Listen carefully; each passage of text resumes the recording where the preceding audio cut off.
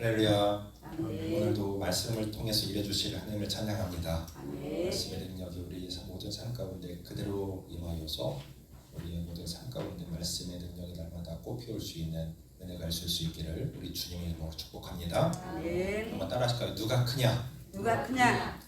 자, 오늘 여전히 우리 목사님 사모님들 앞에서 이렇게 또 말씀을 전하게 되는 것이 좀 두려움이 있습니다.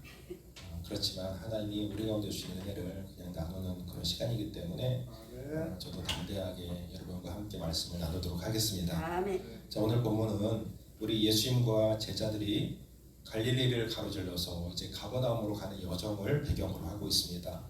자, 우리 주님은 지금 예루살렘, 즉 이제 십자가의 길을 가기 위한 그런 운명의 시간을 향해 한 걸음 한 걸음 내딛고 있는 시간이었습니다. 자, 그런데 오늘 본문을 감히 들여다보니까 너무나 가슴 아픈 대비가 지금 나타나고 있어요. 주님은 세상을 구원하기 위해서 그분은 죽으러 가시는 길인데 제자들은 그 뒤에서 높아지려고 다투고 있는 모습.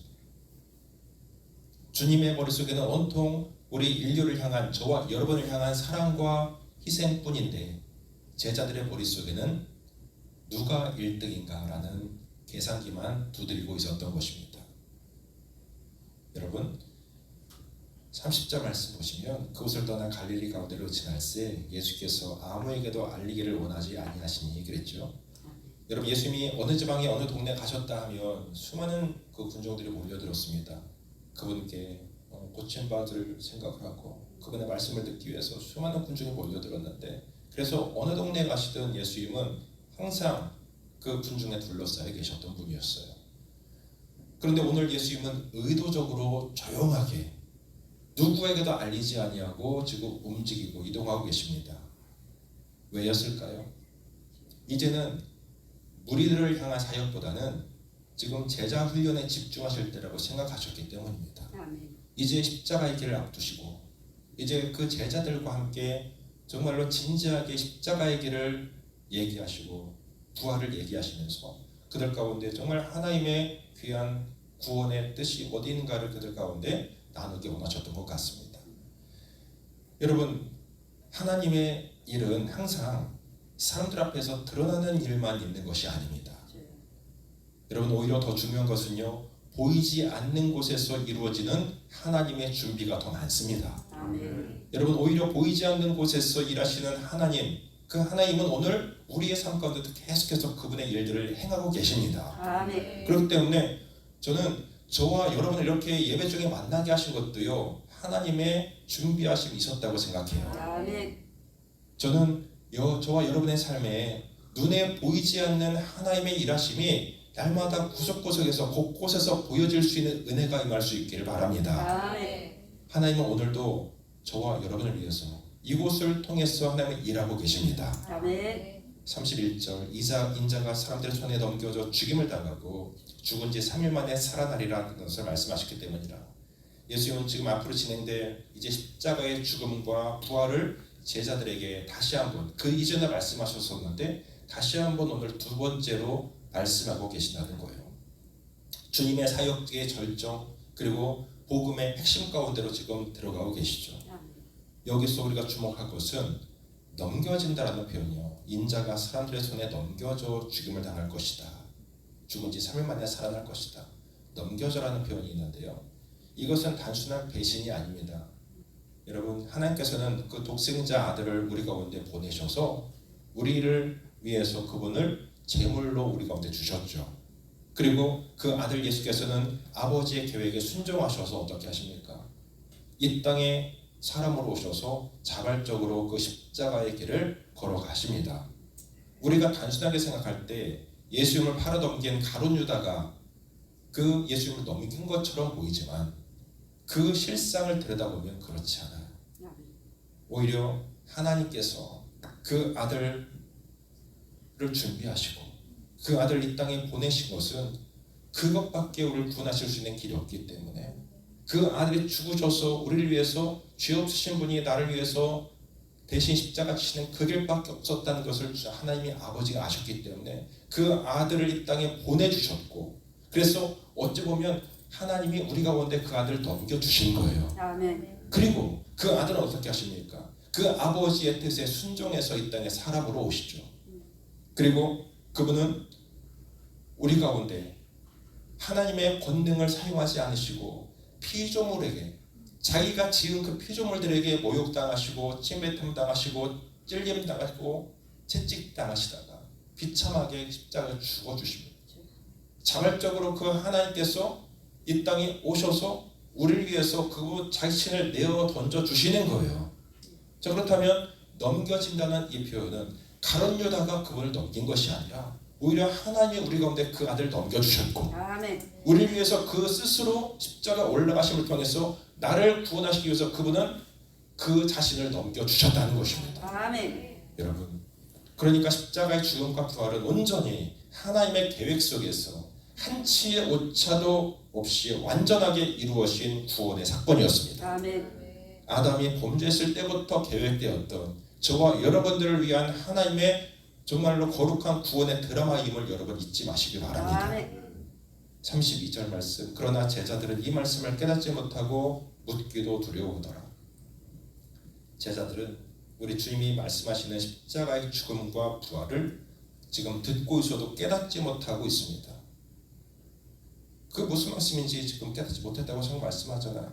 그들이 깨닫지 못한 이유가 뭘까요? 그들은 갖고 있었던 메시아관이 완전히 달랐기 때문이었습니다. 제자들의 기대는요, 주님께 어떤 기대를 갖고 있었냐면 자기들이 지금 로마의 압제하에 있잖아요. 이 로마의 손에서 우리를 구원하실 힘 있는 메시아, 그러니까 정치적으로 이스라엘을 회복시키실 그 왕, 여기에 초점이 맞춰 있는 거예요. 그들에게 죽는 메시아는 존재할 수 없는 개념이었습니다. 그래서 제자들은 예수님 말씀을 이해 못한 것이 아니라 거부한 것에 가깝다고 봐야 할 것 같습니다.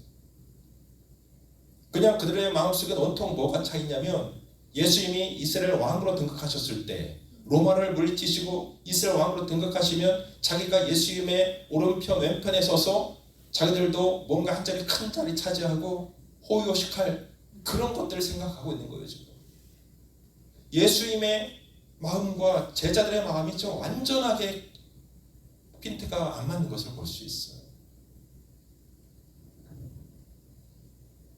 그러니까 제자들에게 있어서 예수님의 내가 죽으러 갈 것이다 라는 이 말씀은 아예 처리 불가능한 오류의 메시지와도 같았습니다. 본문 32절 하반절에 그래서 제자들은 묻기도 두려워하더라, 이런 말씀 있잖아요. 묻기도 두려워하더라. 왜 그랬을까요? 이 표현이 아주 의미심장합니다. 사실 제자들도요, 주님이 하시는 말씀의 뉘앙스가 심상치 않다는 것을 분명히 느꼈습니다. 하지만 그 말씀이 만약 진짜라고 한다면, 예수님이 정말로 죽으신다면, 예수님이 정말로 십자가에 올라가 죽으신다면 주님을 따르는 자신들도 인생도 고난과 죽음으로 끝날지 모른다는 본능적인 공포가 그들 가운데 밀려왔던 것입니다. 진실이 너무 두려우면요, 인간은 무의식적으로 이해하지 못하는 상태를 선택하여 도망치게 되는 거예요.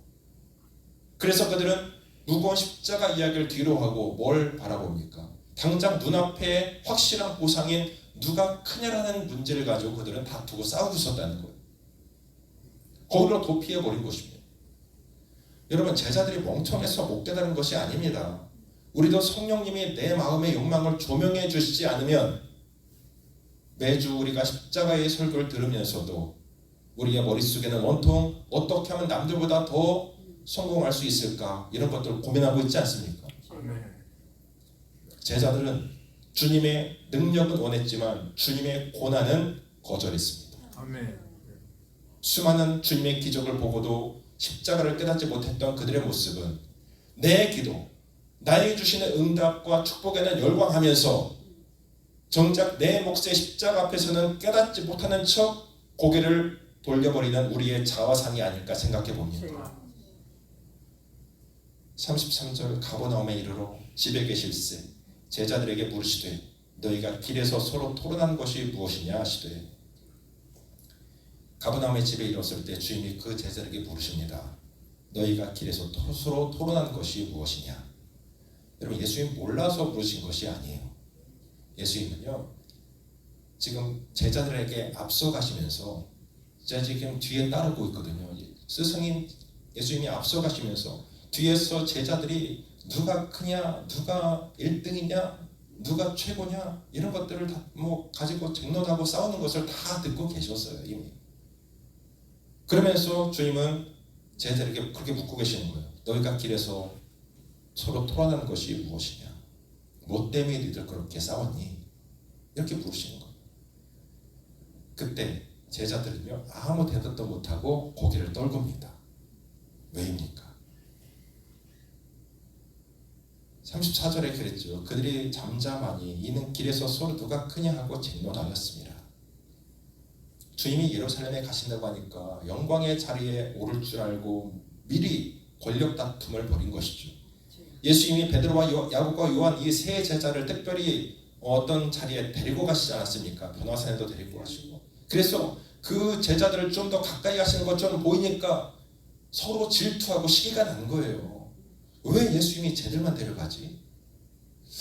내가 더 예수님 앞에 좀 인정받고 싶은데.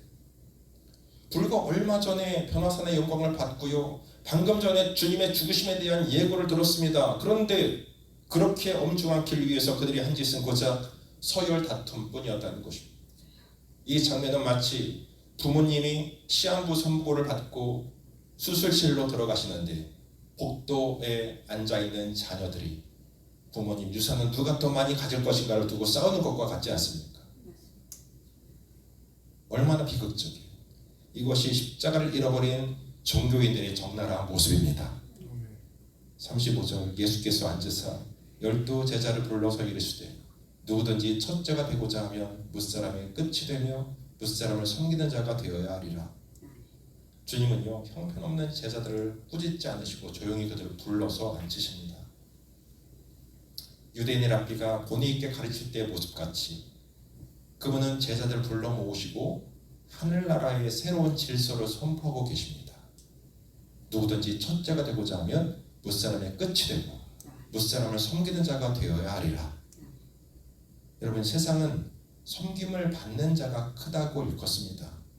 그래서 어떻게 하든지 사람들 위해 군림하는 자를 첫째라고 죽여 세워주죠. 그래서 어떻게 하든 자기 밑에 남을 두려고 합니다. 그런데 주님께서는 어떻습니까?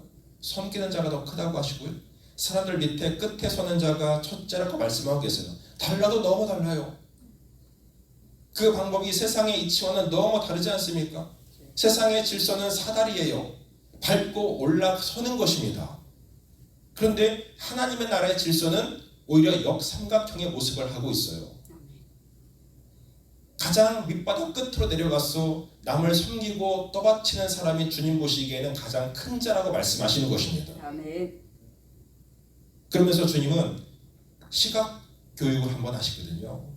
36절, 37절 말씀 보니까 한 어린아이를 데려오셔서 그 어린아이를 그들 가운데 세우시고 그 아이를 안아주시면서 이렇게 말씀하세요. 누구든지 내 이름으로 이런 어린아이 하나를 영접하면 곧 나를 영접하며 누구든지 나를 영접하면 나를 영접함이 아니고 나를 보내신 이를 영접함이니라. 당시 사회에서 어린아이라는 존재는 인격체로 대우받지 못하는 존재였습니다. 그리고 나에게 아무런 유익이 되지 못하고 오히려 내가 다 챙겨줘야만 되는 그런 존재, 이게 바로 어린아이들의 그 특징 아니겠어요? 그런 어린아이를 하나를 주님이 데려다 놓으시고 그를 안으시면서 이 어린아이를 하나를 영접하는 것이고 나를 영접하는 것이고 이 아이를 영접하는 것이 나를 영접하는 것이 아니라 나 보내신 이를 영접하는 하나님을 영접하는 것이다. 이렇게 말씀하세요. 예수님 말씀하시는 진짜 섬김은 뭘까요? 나에게 도움을 줄 수 있는 힘과 권력 있는 사람에게 잘하는 것은 아부나 투자 아니겠어요? 그러나 나에게 아무것도 돌려줄 것이 없는 연약한 존재를 귀하게 여기는 것, 그것이 진짜 섬김이고 하나님을 영접하는 것이라고 주님은 말씀하고 계십니다. 우리의 생각을 완전히 뒤집는 말씀 아닙니까? 한 목사님이 겪으신 일화를 좀 소개합니다. 목사님 교회에 중직자 두 분이 장로 피택을 받았대요.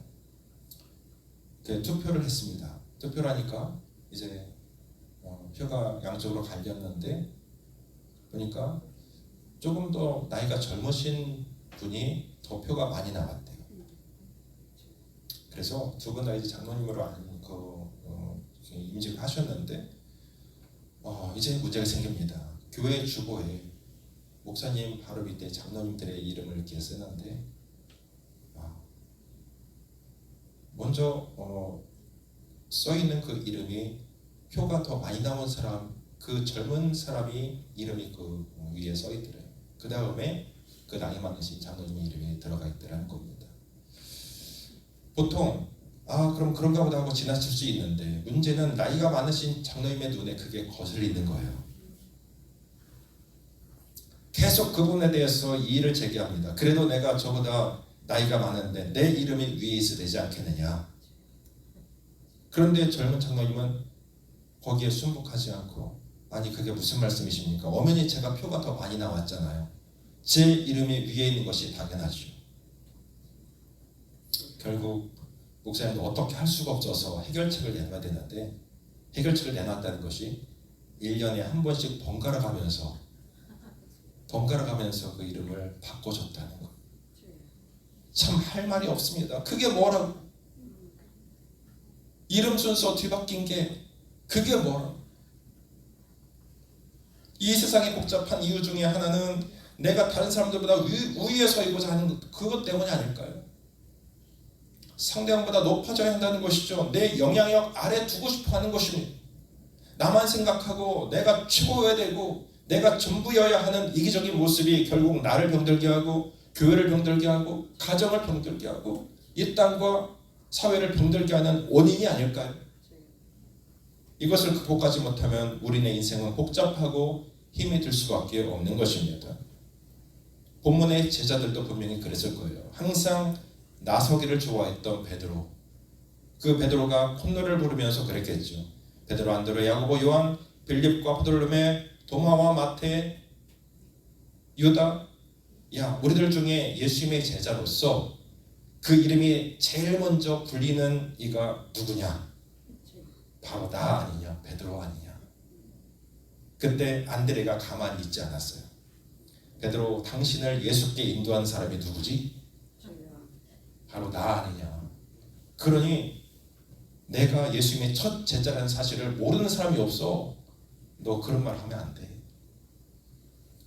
열심히 당원이었던 그 셀로된 시몬이 있었어요. 12제자 중에. 그 당시 열심 당원들은요, 자기 민족을 지배하고 있었던 그 로마 사람들을 어떻게 하면 좀 죽일 수 있을까 하면서 늘 그 품속에 칼을 품고 다녔다고 해요. 그 시몬이 제자들에게 칼을 살짝 보여주면서 나에게 함부로 했다가는 그 누구라도 쥐도 새도 모르게 가는 수가 있어. 야고보와 요한 형제는 말할 것도 없습니다. 야, 예수님이 우리를 특별한 곳에 데려가신 이유를 생각해봐. 누가 첫째가 되겠냐? 그랬더니 가룟 유다는 돈꾀를 맡았잖아요. 돈꾀를 맡았던 가룟 유다가 가만히 안 있습니다. 재정은 아무나 맡는 게 아니야. 내가 여기서 제일 똑똑해. 내가 첫째야. 자, 우리들 같았으면 무슨 말 할까요? 내가 그래도 목사인데, 내가 그래도 이 교회 개척 공신인데, 내가 그래도 우리 교회에서 헌금을 제일 많이 내는데, 내가 제일 교회에서 봉사도 많이 하고 섬기는 것에 내가 최고인데 누가 크냐고 다투었던 제자들과 우리의 모습이 하나도 다를 것이 없지 않습니까? 손가락 5개가요 누가 크냐고 서로 다퉜대요. 엄지가 야 엄지척하면서 내가 최고 아니냐. 그랬더니 두 번째 이 검지가 야 아니야 자기를 가르치면 나야 나. 아니야 내가 최고야.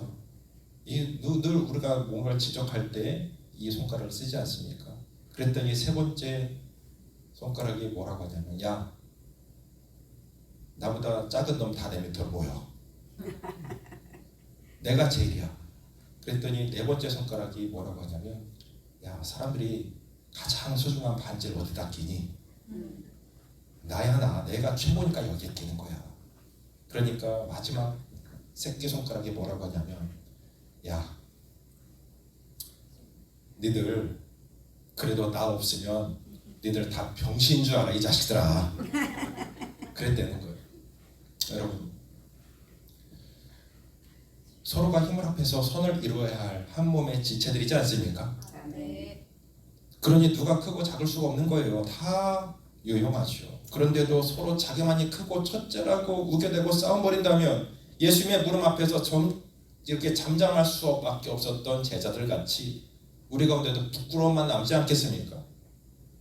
우리들 마음은 하나님처럼 되라고 했던 그 악한 마귀의 유혹에 넘어가 버렸던 첫사람 아담처럼 자꾸만 높아지려 그래요. 내가 하나님처럼 되려 그래요. 아담도 그것 때문에 마귀에 속지 않았습니까? 이것 먹으면 이 열매를 먹으면 네가 하나님처럼 될 수 있어. 먹어봐, 먹어봐.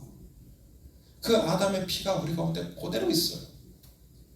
그 아담이 속았던 것 우리도 매일매일 거기에 속고 있는 거예요. 계속해서 하나님처럼 높아지려고 밟고 올라서기 위해서. 그러면서 계속 내가 뭔가 대접받지 못하면 삐지고 뚱하고 교회를 어지럽히고. 그러나 예수께서는 하나님의 아들로 만왕의 왕으로 이 세상에 오셨지만 오신 그곳이 왕궁이 아니라 더 낮아질래야 낮아질 수 없었던 짐승들의 마구간이었습니다. 그렇게 마구간에 오신 주님께서는 예루살렘의 왕으로 입성하실 때도 왕이 타는 백마가 아니라 그냥 사람이 한 번도 타보지 않은 쬐까만 낙이 타고 입성하셔요. 하나님처럼 되려고 했던 아담의 모습이 아니라 하나님의 말씀 앞에 십자가에 죽기까지 낮아지셨던 그 주님. 이에 사도 바울은 우리를 위해서 이렇게 말씀합니다. 우리 빌립보서 2장 5절 8절 한번 보여주세요. 자, 한번 읽어볼까요? 시작. 너희 안에 이 마음을 품으라. 곧 그리스도 예수의 마음이니 그는 그분 하나님의 본체시나 하나님과 동등됨을 취할 것을 여기지 아니하시고 오히려 자기를 비워 종의 형체를 가지사 사람들과 같이 되셨고 사람의 모양으로 나타나사 자기를 낮추시고 죽기까지 옥조하셨으니 곧 십자가에 죽으심이라. 아멘. 아멘.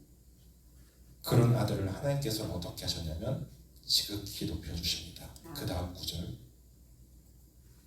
자, 읽어볼까요? 시작. 이러므로 하나님이 그를 지극히 높여 모든 이름 위에 뛰어난 이름을 주사 하늘에 있는 자들과 땅에 있는 자들과 땅 아래에 있는 자들로 모든 무릎을 예수의 이름을 꿇게 하시고 그 모든 입으로 예수 그리스도를 주라 시인하여 하나님 아버지께 영광을 돌리게 하셨느니라. 아멘. 여러분, 우리 주님의 생애를 보면 우리의 모습, 나의 모습이 얼마나 부끄럽고 부끄러운지요. 스스로 높아지려고 하고 스스로 큰 자가 되려 애썼습니다. 조금만 소외당한 것 같으면 자존심 상한다고 바로 화를 냈어요. 그 개도 안 물어가는 자존심 내세우다가 인간관계에 문제가 생기죠. 주님의 제자들끼리의 문제, 누가 더 크냐?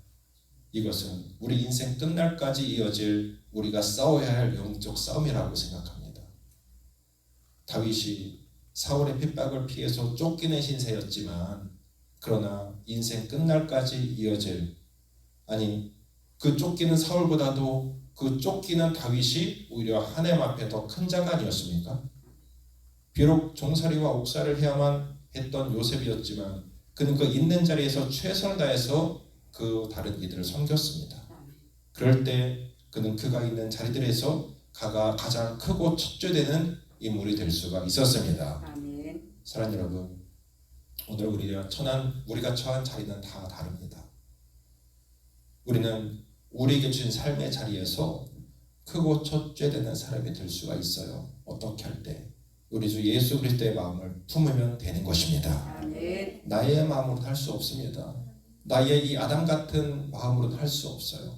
그러나 예수 그리스도의 마음을 품으면, 주님의 마음이 내 삶에 들어온다면, 우리 주님 닮으려고 부단히 애쓰기만 한다면, 여러분 낮은 자리에서도, 나에게 별로 유익이 없는 자리에서도 여러분의 그 작은 헌신과 섬김 때문에 그리스도의 생명의 빛이 비춰지게 될 것을 믿습니다. 아멘. 그런 여러분을 하나님이 지극히 높여서 우리 주님 앞에 서는 날 가장 영광스러운 의의 멸관을 씌워주시는 은혜가 여러분 모두에게 임하게 될 수 있기를 우리 주님의 이름으로 간절히 축원합니다. 아멘. 이렇게